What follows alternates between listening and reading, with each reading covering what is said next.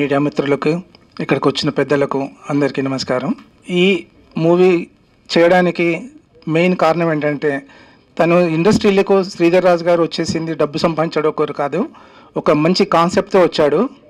వచ్చి తను ఎప్పటి నుండో ఈ ఇండస్ట్రీలో తిరగాలి చేయాలని చూసిన సమయంలో తనకు ఎవరు దొరకక, ఒక సమయంలో నేను దొరకడం వల్ల ఒక మంచి డైరెక్టర్ కావాలని అంటే అప్పుడు నేను డైరెక్టర్ పారపల్లి గారిని దగ్గర తీసుకోవడం జరిగింది. తన ద్వారా MBM అనే మూవీ చేయడం జరిగింది, మేరా భారత్ మహాన్.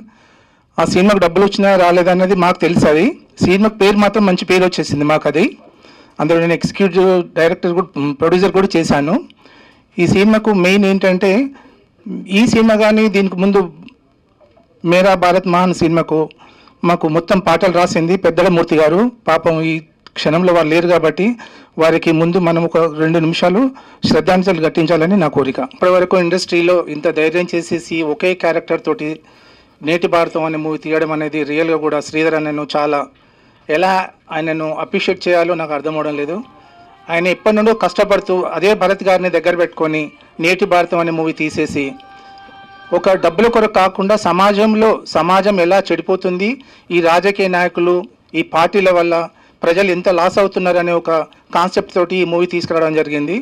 ఈ సినిమా కనీసము ఒక 4-5 వారాలన్నా నడవాలి అని చెప్పేసి ఈ కోరికతోటి, వారు పెట్టిన డబ్బులు కాకుండా ఎక్కడి వరకు ఇంకొక కొంచెం మెయిన్గా తనకు ఇంకొక సినిమా తీయడానికి డబ్బులు చాలా అనే కోరికతోటి నేను కోరుకుంటున్నాను. వారికి ధన్యవాదములు. మీడియా మిత్రులందరికీ, శ్రీధర్ రాజు గారితో నేను గత 1 year నుంచి ట్రావెల్ చేస్తున్నాను. ఆయన మంచి మిత్రులు నాకు. ఈ సినిమా గురించి మొదట విన్నప్పుడు రీసెంట్గా నేను సినిమా చూడడం కూడా జరిగింది. మీరు క్యారెక్టర్ టైటిల్ నేమ్ చూసుకున్నట్లయితే జర్నలిస్ట్, అంటే మీరు అందరూ ప్రతి ఒక్క సామాన్యులు, ప్రతి ఒక్క జర్నలిస్ట్ కనెక్ట్ అయ్యే క్యారెక్టర్ ఇది.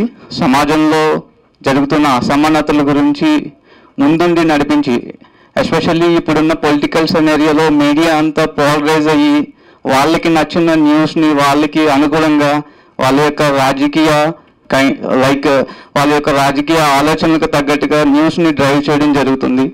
అలాంటి సమయంలో ఒక సోషల్ మీడియా ప్లాట్ఫామ్లో ఒక ఇండివిజువల్ జర్నలిస్టులు ముందుకు వచ్చి ప్రజల పక్షాన వాళ్ళ యొక్క గొంతుని వినిపించగలిగే ప్లాట్ఫామ్ సోషల్ మీడియా. ఎస్పెషల్లీ మీ యూట్యూబ్ ఛానల్ కానీ లేకపోతే అదర్ సోషల్ మీడియా ప్లాట్ఫామ్స్లో ఏ విధంగా ఒక జర్నలిస్ట్ తన యొక్క గొంతుని వినిపించగలడు అని చెప్పే సినిమాయే ఈ నేటి భారతం. మీరందరూ ఇది మీ సినిమాగా జనాల మధ్యలోకి తీసుకువెళ్ళి ఇలాంటి ఇండివిజువల్ జర్నలిస్ట్ని ఎంకరేజ్ చేయాలనే ఆలోచనతో దీన్ని మీరు మీ ఓన్ చేసుకుని ప్రమోట్ చేయాలని కోరుకుంటున్నాను. అందరికీ నమస్కారం అండి, ఇక్కడికి వచ్చిన జర్నలిస్టులందరికీ. అదేవిధంగా ఈరోజు మన cinema Neti Bharatham cinema trailer and lyrical song release అయ్యింది. సో మీ అందరికీ నచ్చింది అనుకుంటున్నాను. ఈ సినిమా నేను చూశానండి, చాలా బాగా వచ్చింది. దాంతోపాటుగా భరత్ సార్ తన ఈ సినిమాని చాలా బాగా చేశారు. సింగిల్ యాక్టర్గా మన శ్రీధర్ సార్ కూడా చాలా బాగా చేశారు సినిమాని. అదేవిధంగా ఈ సినిమాకి బ్యాక్గ్రౌండ్ స్కోర్ ఇచ్చిన ML రాజా గారు కూడా చాలా చక్కగా చేశారు. కర్నూలులో ప్రివ్యూ చేసామండి, అక్కడ BT నాయుడు సార్ చూశారు. వాళ్ళు చూసి సినిమా చాలా బాగా వచ్చిందండి అని అందరికీ థ్యాంక్ యూ అండి.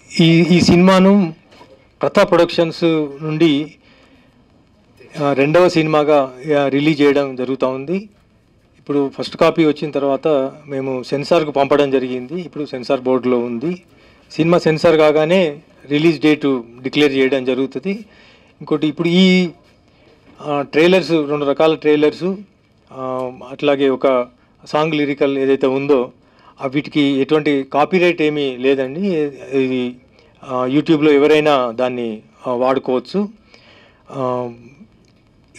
ఈరోజు ఇక్కడికి వచ్చినటువంటి పాత్రికేయులందరికీ, ప్రెస్ వాళ్ళందరికీ నా స్పెషల్ థ్యాంక్స్ చెప్తున్నాను. ఇంకోటి, ఛాంబర్ వారికి ఈ ఫెసిలిటీని మాకు వాడుకోవడానికి ఇచ్చినటువంటి దానికి మేము చాలా కృతజ్ఞతలం.